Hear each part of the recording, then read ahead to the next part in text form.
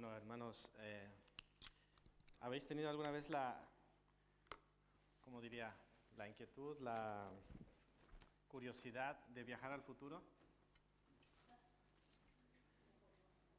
Mejor no, porque... Bueno, esto lo digo porque hemos venido estudiando Juan y estamos por allí donde Jesús está despidiendo de sus discípulos. Y damos un salto a Hechos, es como dar un salto al futuro. Jesús ya murió, ya resucitó, ya ascendió al cielo. Los discípulos ya recibieron la promesa del Espíritu Santo. Y ahora tenemos este relato en Hechos 4, cuando Pedro y Juan suben al templo para orar. Quizá alguno de vosotros se pregunta por qué estamos haciendo este salto.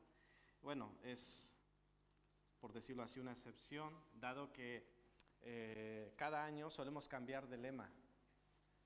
Y para este año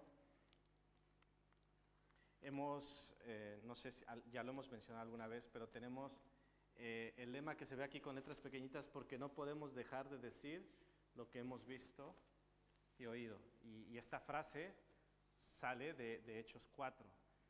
De hecho, por eso estamos aquí y vamos a estudiar el pasaje un poco para estudiar el contexto de este lema, que no solo sea una frase allí que queda grabada, sino que entendamos un poco el lema. Eso no quiere decir que como el año pasado ya se acabó lo de alcemos nuestros ojos, los campos están listos, ya, eso ya se acabó, ese capítulo está cumplido y ahora cambiamos, no. Ni el anterior, ¿no? De que le busquemos con todo nuestro corazón al Señor para que Él pueda ser hallado, tampoco el de Jeremías.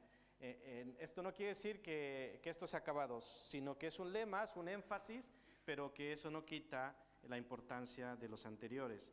Bueno, dicho esto, vayamos a nuestro pasaje que hemos leído, y si nosotros vemos el contexto inmediato, Pedro y Juan suben al templo a orar y allí se encuentran, a las afueras del templo, un cojo de nacimiento. No era alguien que se había lesionado hace poco, no era una lesión deportiva, era un cojo de nacimiento. Y ellos, por decirlo rápidamente, pues lo sanaron.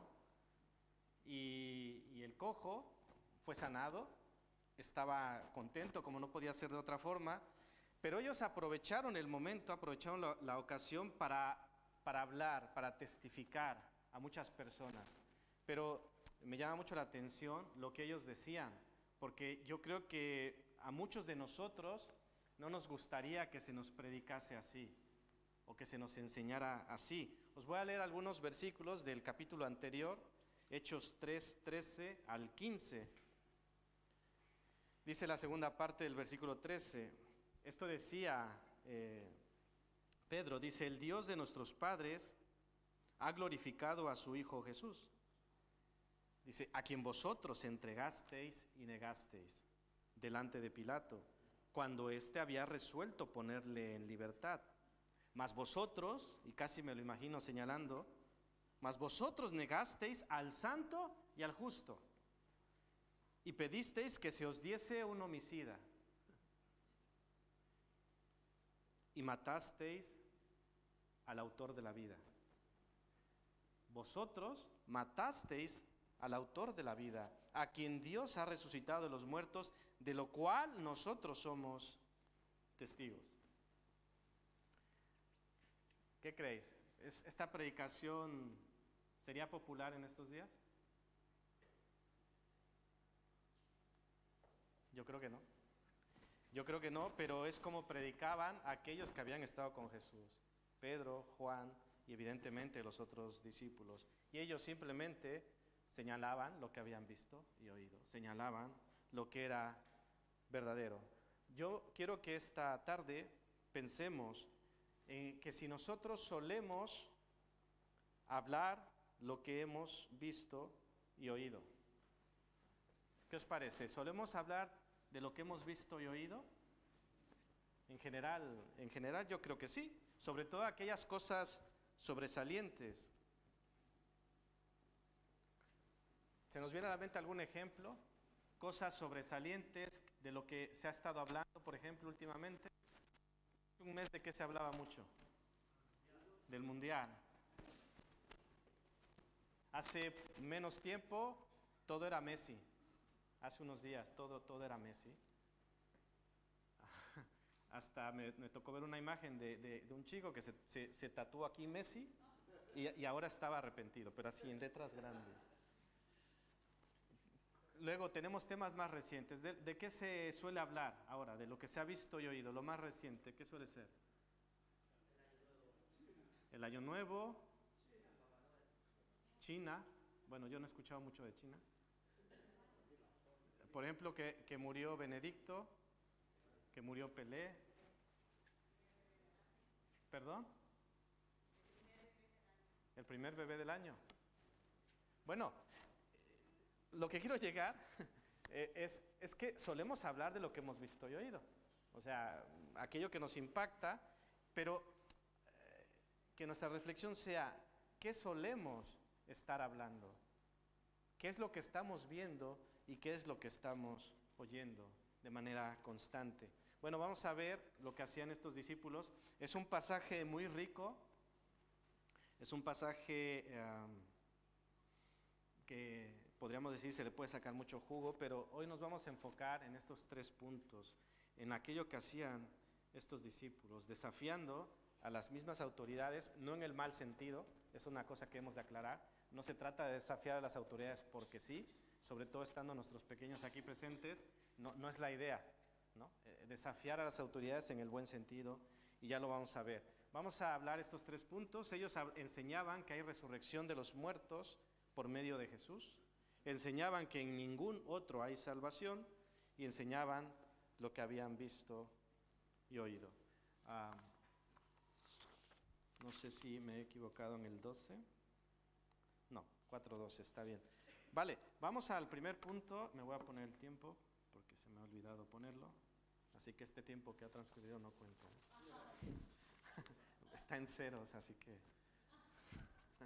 Ya por ahí alguien os confieso que un hermanito me dijo, no te vayas a alargar mucho porque... Digo, vale. Así que ya empecé mal, lo siento. Bueno, primer punto, enseñaban que hay resurrección. Y en este sentido, pues, tenemos un problema. ¿Por qué tenemos un problema? Ellos enseñaban resurrección, y ahí tenemos los 2 puntos. Ellos enseñaban y enseñaban sobre la resurrección. ¿Cuál es el problema con esto? En primera instancia podríamos decir, yo no veo ningún problema, pero si ellos terminaron en la cárcel es porque alguien veía problemas, ¿estáis de acuerdo? Bueno, los que veían problemas mayormente eran los saduceos, que eran mayoritariamente los que conformaban a los dirigentes religiosos de aquel momento. Ellos no creían en la resurrección de los muertos. Podéis mirarlo, Lucas 20:27, Hechos 23:8. Ellos, contrario a los fariseos, que eran otro grupo, otra facción dentro del judaísmo, recordemos que en su momento Pablo los enfrentó. ¿Sí fue Pablo o fue Pedro? Ahora me he confundido. Bueno, él sabía que había esa disputa y los enfrentó. Era Pablo porque era fariseo.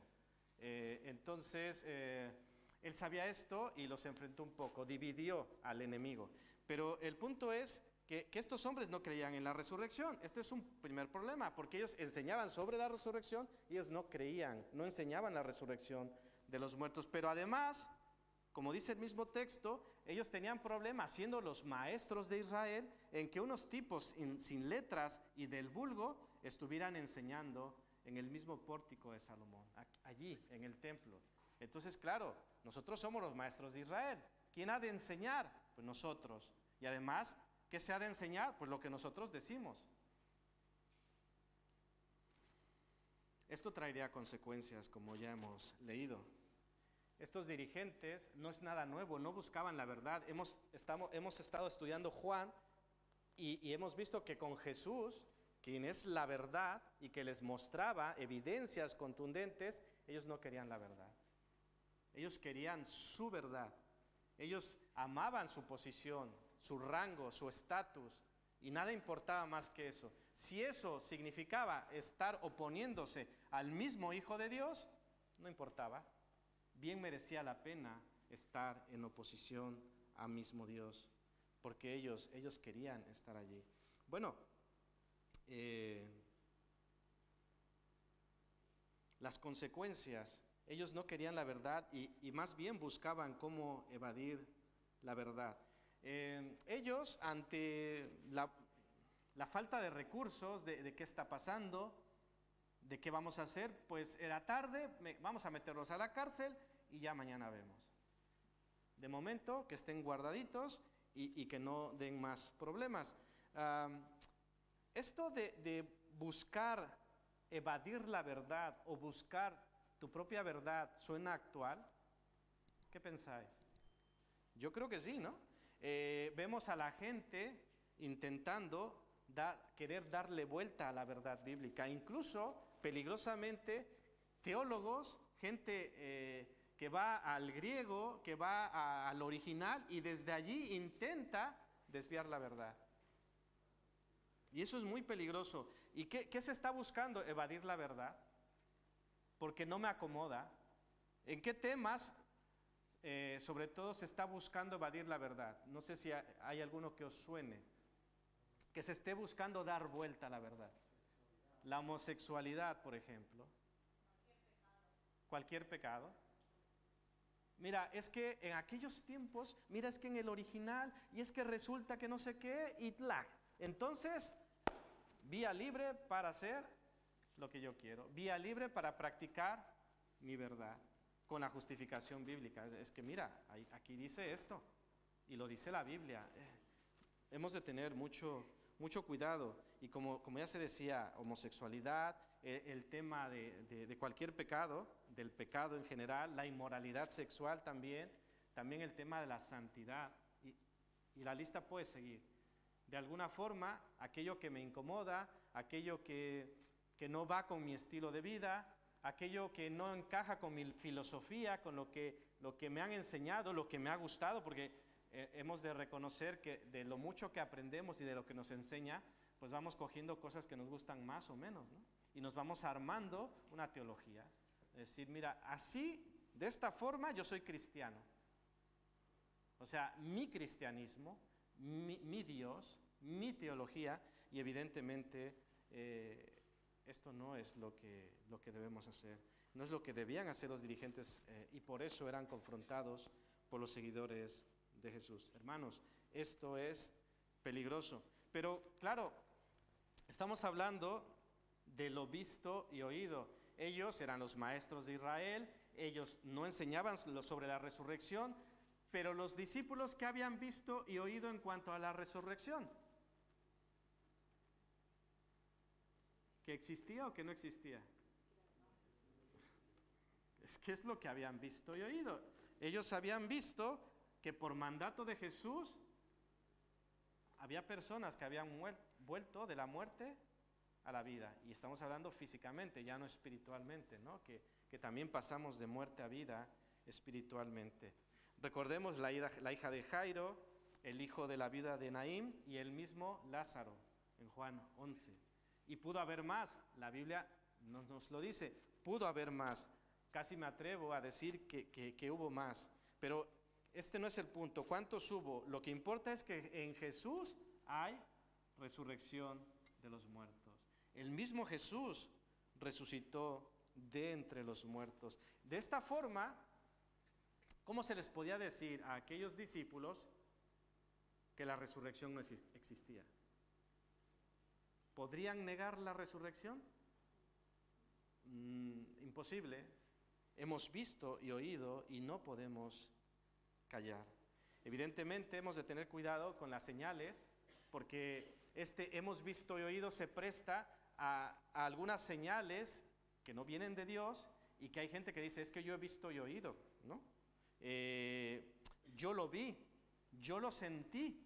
Y claro, debemos tener cuidado, hay muchas citas que no las vamos a leer, pero que el enemigo puede hacer señales, prodigios, incluso puede sanar. Os lanzo una, 2 de Tesalonicenses 2:9, Mateo 24:24, Apocalipsis 13:14. Entonces, no tampoco vayamos tan sin filtro, ¿no? Vi una señal, pues venga, esto es de Dios.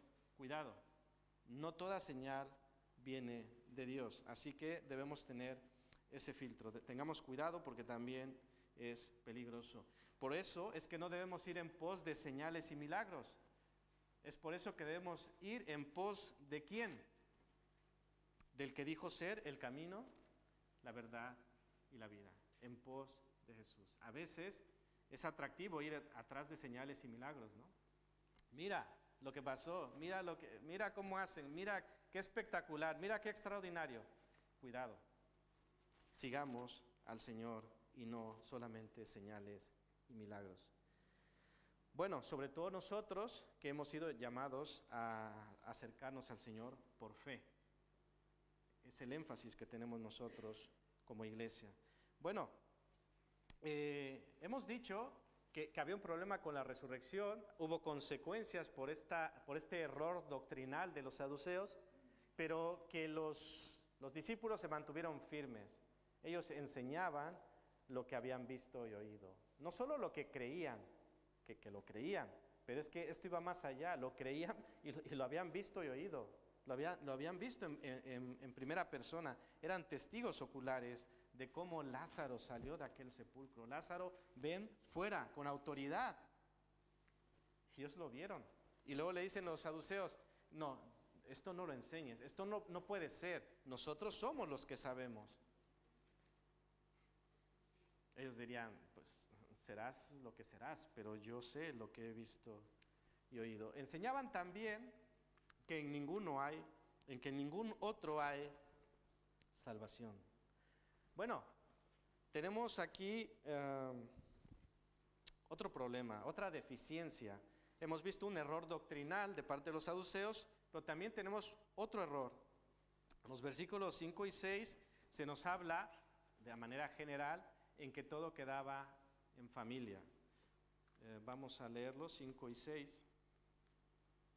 Dice, aconteció al día siguiente que se reunieron en Jerusalén los gobernantes, los ancianos y los escribas, y el sumo sacerdote Anás, y Caifás, y Juan, y Alejandro, y todos los que eran de la familia de los sumos sacerdotes.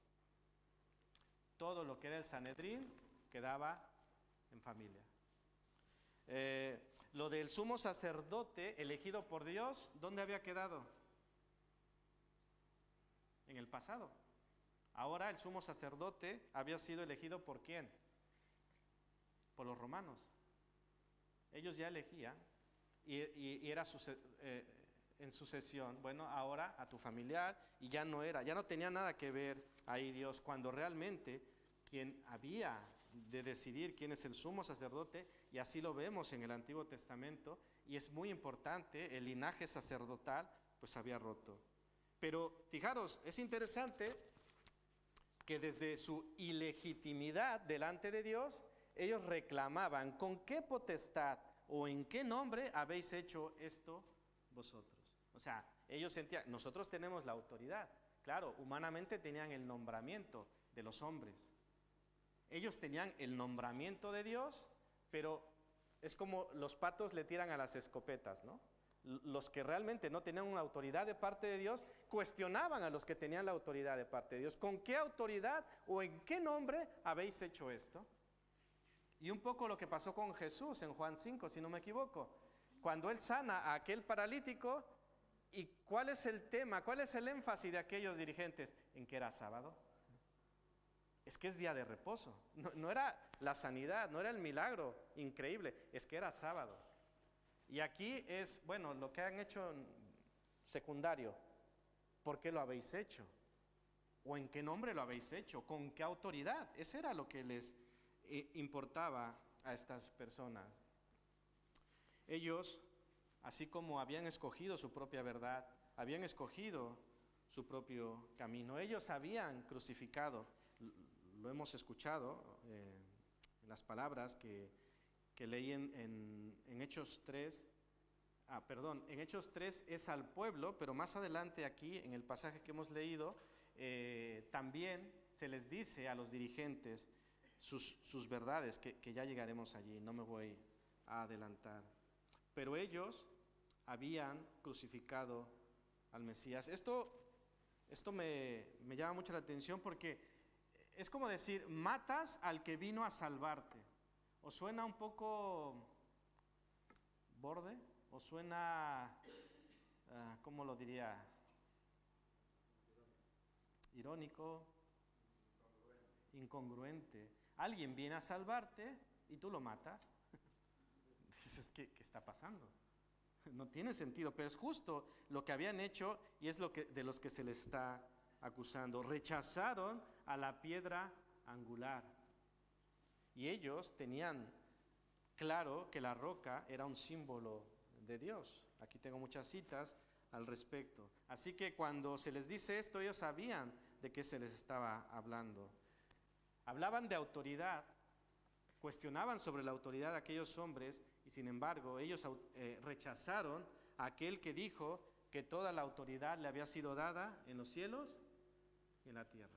Al que tiene toda la autoridad, a los que él delega autoridad, son cuestionados por los que no tienen autoridad de parte de Dios. ¿Qué pasa con esto? Los discípulos a lo suyo, enseñando, declarando lo que habían visto y oído. Y aquí llegamos a aquella denuncia que hacen valientemente. Dice en el versículo 10 del capítulo 4, sea notorio a todos vosotros. En el capítulo 3 fue al pueblo y aquí es a los dirigentes. Fijaros, estos vienen a arrestarlos, vienen a intimidarlos, pero ellos no callan. Sea notorio a todos vosotros y a todo el pueblo de Israel que en el nombre de Jesucristo de Nazaret, a quien vosotros crucificasteis y a quien Dios resucitó de los muertos, por él este hombre está en vuestra presencia sano. Fijaros, cosas tremendas. Vosotros crucificasteis a quien Dios resucitó. Es como otra vez en la herida, ¿no? Que ellos no creen en la resurrección. Pues a ese que vosotros crucificasteis, Dios resucitó. Es como pan, doble. Valientemente. Y por eso, y por esto que os decimos, este hombre está delante de vosotros sano, como podéis ver. No se trata de algo que os contaron, de un cuento chino. Como vosotros podéis ver, este hombre se encuentra sano por Jesucristo, en cuyo nombre él fue sanado, a quien vosotros crucificasteis y Dios le levantó, le resucitó de los muertos. Hermanos, llegan momentos que no son fáciles, pero que se debe denunciar. Evidentemente no seremos bien vistos por esto, no nos haremos más populares, pero así como estos discípulos, debemos preguntarnos, ¿a quién queremos agradar? ¿A los hombres o a Dios? En el camino, para algunas personas nos vamos a hacer desagradables, porque no enseñamos lo que ellos quieren que se enseñe, porque no estamos calificados según esas personas lo creen. Estos son del vulgo, son gente sin letra. Yo llevo más años en el Evangelio, yo he ido a 50 campamentos, yo he leído la Biblia 50 veces, etc. Entonces, no, descalificado, no tiene autoridad delante de mí. Pero la autoridad no es mía ni tuya, ¿de quién es la autoridad? Y pregunto, ¿esto tiene autoridad? Es que si esto no tiene autoridad, estamos sin rumbo. Esto es lo que marca el rumbo. No me hagáis caso a mí, yo no tengo autoridad, pero quiero pensar que esto tiene autoridad para vosotros y para mí.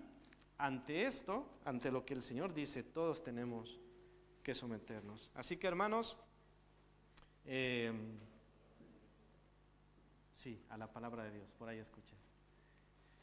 Bueno, testigos del único y verdadero camino. Así como los gobernantes pensaban y creían tener su propio camino, pues ellos, así como hablaron de la resurrección, lo que habían visto y oído, pues no podían callar y tenían que hablar del único camino verdadero, del único en quien hay salvación. Versículo 12, y en ningún otro hay salvación. Estos de los versículos como 1 Timoteo 3:16.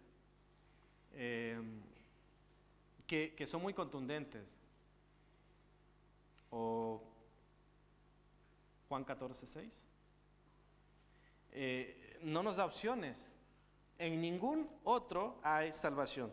¿Qué alternativas hay aquí? ¿Cuántas opciones hay para salvación? Una. Y no necesitamos alta teología, no necesitamos ir al original. En ningún otro hay salvación, porque no hay otro nombre bajo el cielo dado a los hombres en que podamos ser salvos. No hay otro nombre, no existe, ni siquiera uno. Así que los discípulos hacen lo que tenían que hacer. Dicen, la verdad es que solo hay un camino y es Jesucristo. Y también lo dicen con convicción por lo que habían visto. En el nombre de este, que es el único camino, este hombre ha sido sanado. Solo en Jesucristo hay salvación. Si nosotros nos ponemos en cuanto a lo que es la lógica humana, delante de los hombres, delante del mundo, ¿quién sabía más? ¿Los maestros de Israel, los escribas, los fariseos, los saduceos, el sumo sacerdote, o estos que eran del vulgo y sin letras?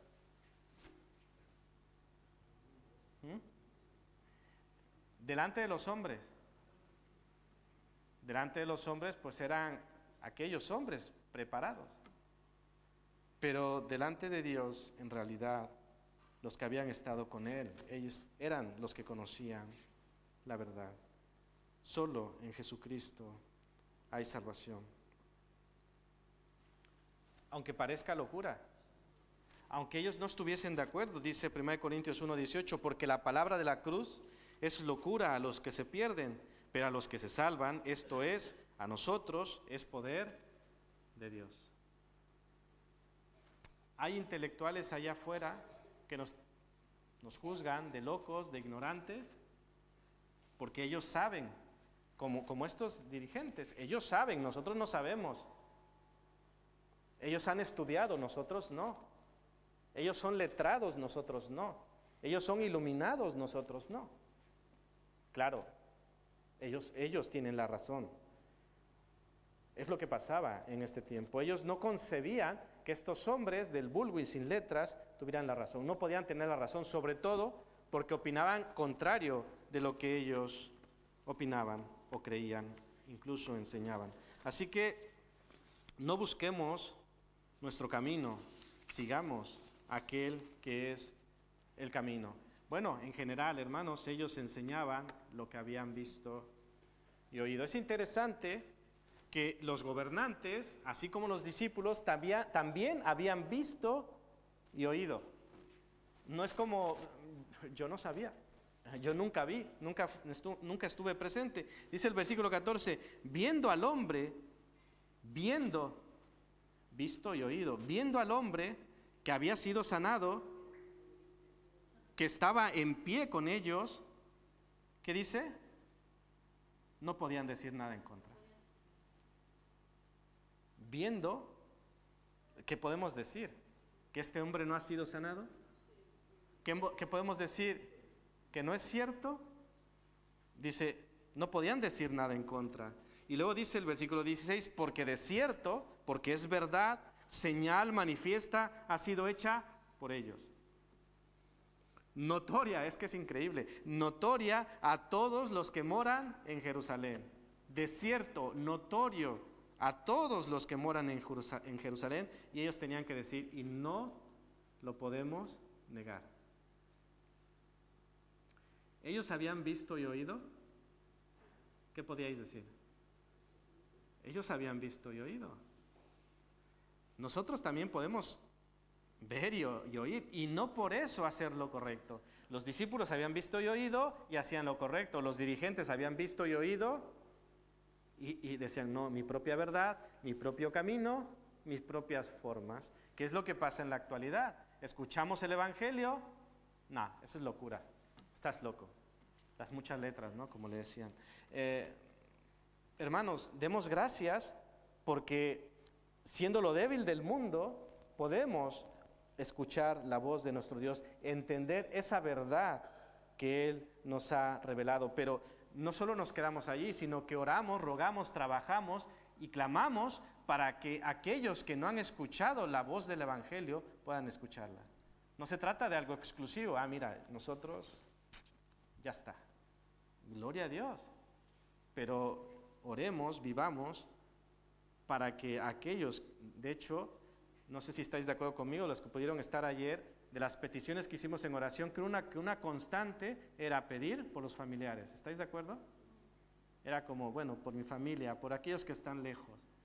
O sea, están cerca de mí, mis familiares, pero están lejos del Señor. Es algo que debemos cargar, algo que tenemos en carga y que ponemos delante de nuestro Dios. Así como los discípulos habían visto y oído, así como los dirigentes habían visto y oído, ¿puede decirse que nosotros hemos visto y oído? ¿Puede decirse? ¿Hemos visto y oído?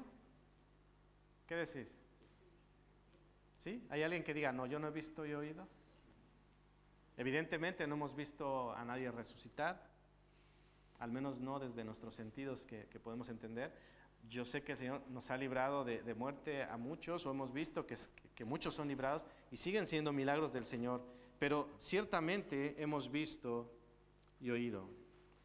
De tal manera que en su momento nadie podrá apelar delante del Señor, yo no sabía. Yo no tenía evidencia. Ya lo dice Romanos 1. El Señor se ha revelado y hemos de buscarle a Él y hemos de testificar de Él. Si nos hace falta evidencia, que no podemos decir que hace falta evidencia, pero en todo caso yo ruego que nosotros seamos evidencia. Y no es porque algo que se me haya ocurrido. Mira, qué buena idea. No, el Señor ya ha querido desde un principio que tú y yo seamos evidencia, que seamos luz, que seamos sal, que seamos testigos fieles de lo que el Señor ha venido a hacer, de lo que ha hecho en nosotros, y eso que Él hace en nosotros, la gente pueda ver y pueda ser evidencia de que Dios es verdadero. Bueno, inciso B, ellos no quisieron escuchar.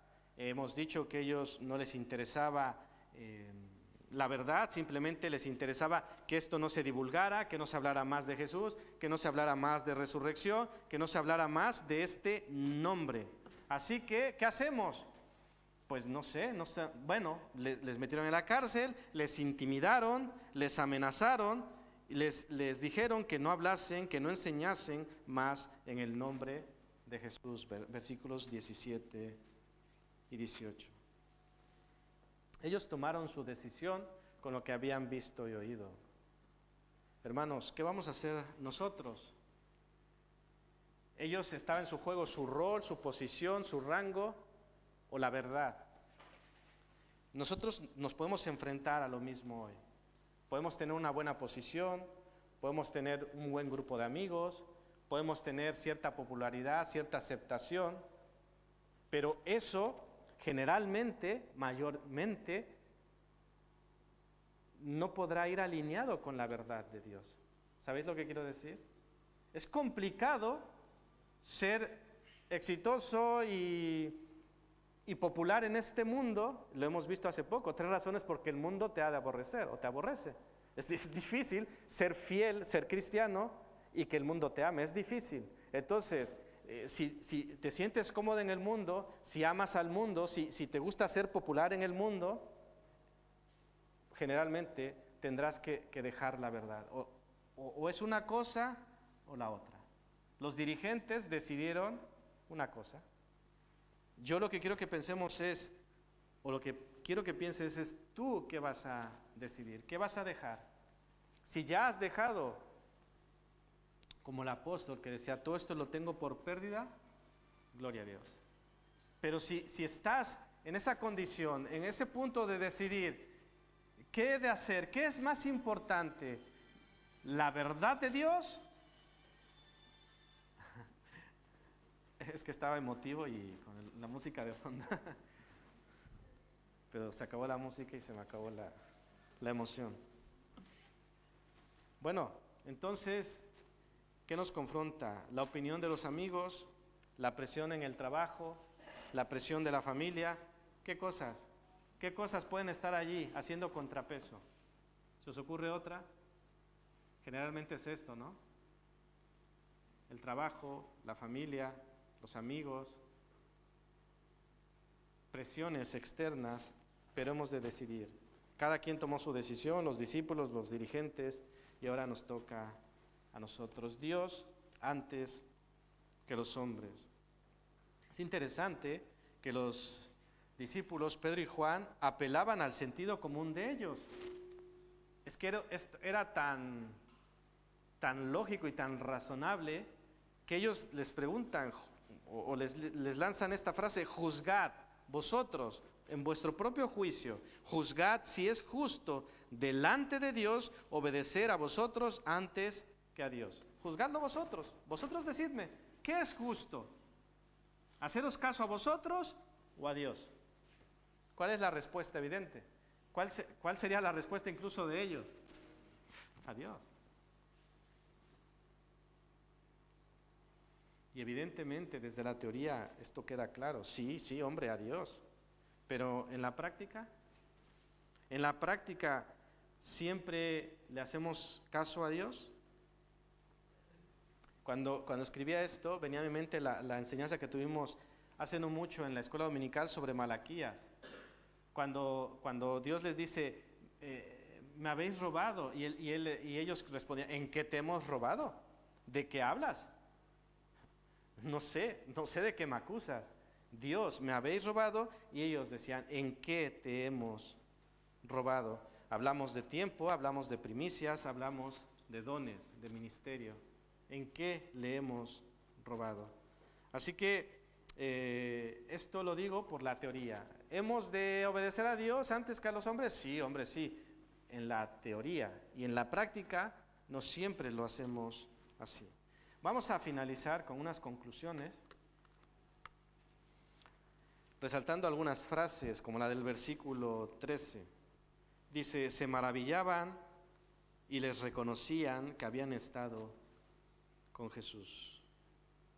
Ellos hablaban con denuedo, hablaban valientemente ante aquellos dirigentes que tenían guardias ahí listos para apresarlos. ¿Cuál era la clave? ¿Cuál era la clave para que ellos hablaran así? ¿Qué dirías? ¿Porque Pedro sabía taekwondo? Porque estaban llenos del Espíritu Santo, dice el versículo 8. Y en el contexto de esta frase, muy importante, porque habían estado con Jesús. Y sobre esto, yo pregunto, ¿has estado con Jesús?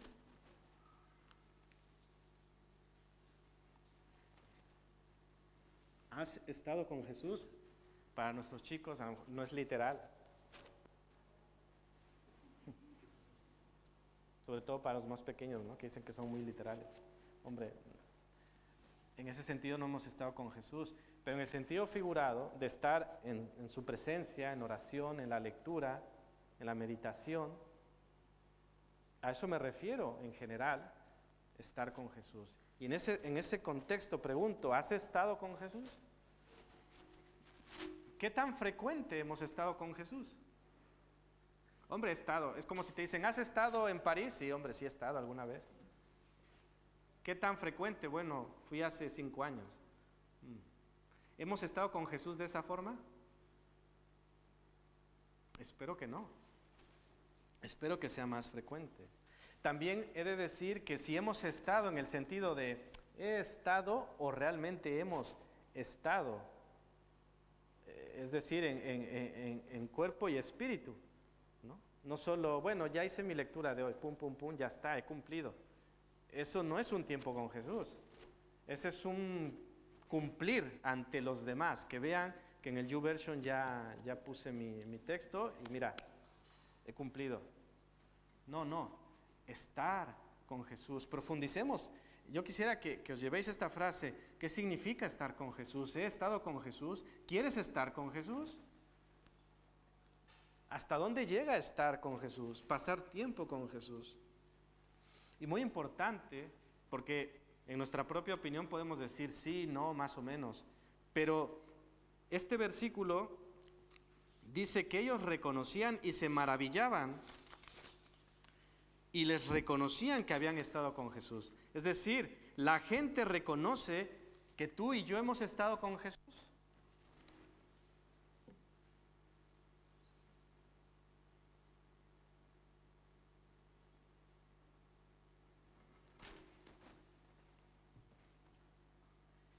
Siendo autocríticos, tristemente, a veces la respuesta tiene que ser no. Pienso cuando Moisés volvía de estar con el Señor y le resplandecía el rostro. No sé, es difícil que hoy suceda. No digo el Señor todo lo puede, pero en un sentido figurado sí debería resplandecernos el rostro. Sí debería la gente maravillarse y reconocer que hemos estado con Jesús. ¿Queremos pasar tiempo con Jesús? Anoche, sobre la reflexión que hicimos, llegamos a un punto donde hablábamos de comprometernos. ¿Quién se comprometía? Y el compromiso al que fuimos invitados fue a pasar un tiempo con Jesús, cada día. A algunos les vi sentir, pero no a todos. A lo mejor lo hicieron en su corazón y yo deseo que así sea. Pero no lo vi a todos. Algunos vi que sí. Este año pasaré tiempo con Jesús cada día. Maravilloso. Lo disfrutarás. Pero para aquellos que no estaban convencidos, o para vosotros que no estuvisteis ayer y que podéis hoy escuchar esto, qué mejor simbólicamente comenzar este año pasando tiempo con Jesús cada día. Número 2, ¿qué es lo que solemos ver y oír? Los discípulos hablaban lo que habían visto y oído de Jesús. Pero nosotros, ¿de qué solemos hablar? ¿De qué van nuestras conversaciones? ¿En qué pasamos nuestro tiempo? ¿A quién estamos mirando y a quién estamos escuchando? Y hablo nosotros. Hace un tiempo, igual creo que en una escuela dominical hablábamos del tiempo que se pasan en redes, estadísticas que vemos allí y que son muy llamativas. Pero nosotros, ¿de qué solemos hablar? Ellos hablaban lo que habían visto y oído. En ninguno hay otra salvación. En Jesús hay resurrección de los muertos. ¿De qué suelen ir nuestras conversaciones?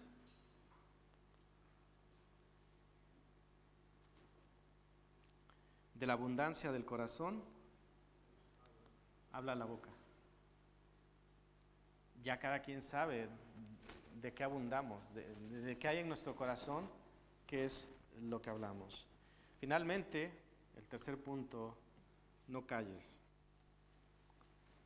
Ellos, Pedro y Juan, fueron encarcelados, fueron amenazados, fueron intimidados. Además de esto, eran hombres sin letras y del vulgo, como el propio texto lo dice.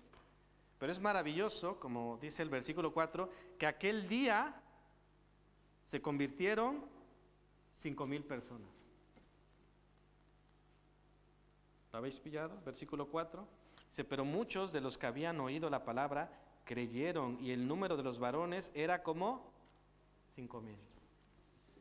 Hombres del vulgo, sin letras, amenazados, intimidados, que hablaron lo que habían visto y oído con denuedo y con convicción y con la autoridad de Dios, y aunque fueron encarcelados y aunque fueron rechazados por los dirigentes, como 5,000 personas creyeron en Jesucristo.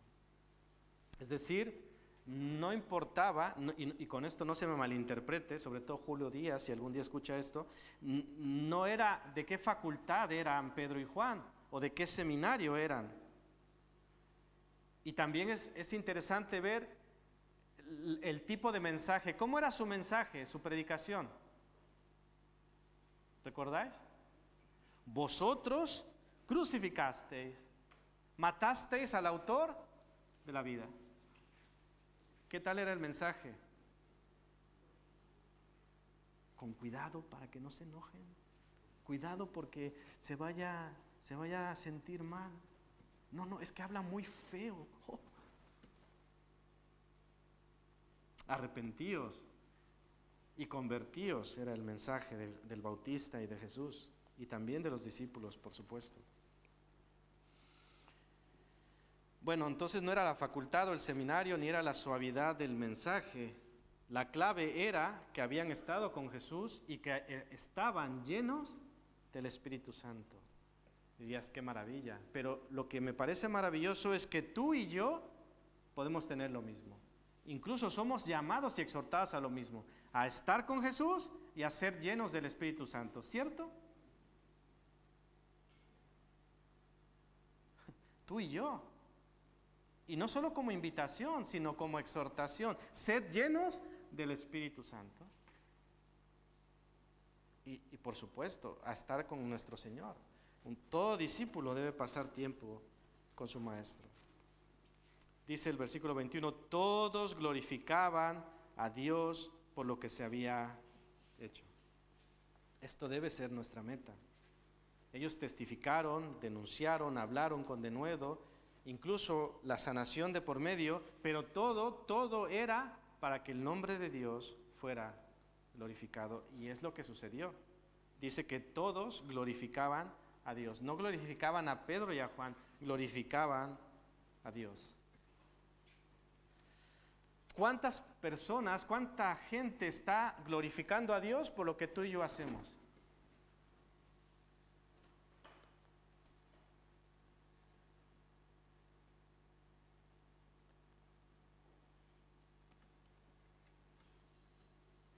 Hermanos, estemos con Jesús, no callemos lo que recibamos de Él. Si vas a pasar tiempo con Jesús, Dios te va a hablar. Y no te lo vas a quedar, lo tendrás que decir, lo tendrás que denunciar, sea lo que sea. Evidentemente siempre va a ser desde el amor, siempre nos va a exhortar a amar, pero a veces hay que denunciar, precisamente por amor, porque queremos el bien. No callemos lo que recibamos de Él. Y por supuesto que en todo su santo nombre sea exaltado y sea glorificado.